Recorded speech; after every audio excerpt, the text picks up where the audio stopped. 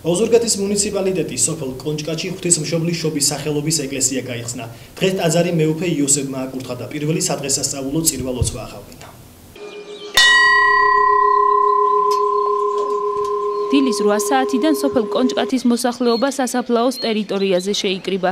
14 მაისი თამარობა მათთვის ორმაგად მნიშვნელოვან და სასიხარულო დღედ იქცა. დღეს სოფელში ღვთისმშობლის შობის სახელობის ტაძარი საზეიმოდ გაიხსნა, რომელიც მეუფე იოსებმა აკურთხა. დღეს ძალიან მოხარული ვარ, რომ ჩვენს სოფელში, ჩვენს კუთხეში გაიხსნა სალოცავი.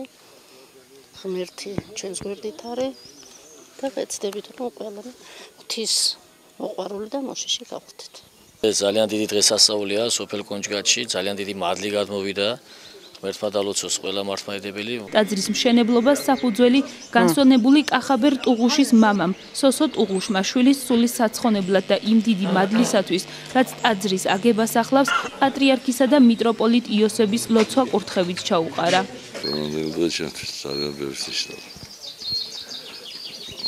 ჩემი შვილის უგასაყოფად გადავწყვიტე ამიღო პატარა ტაძარი.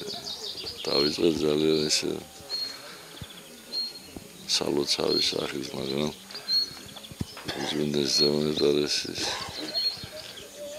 ილიან მეორის კურთხევით შემოქმედებული მიტროპოლიტის მამა იოსების მეუფე იოსების კურთხევით შევძელით აი აქამდე მივეყვანა ეს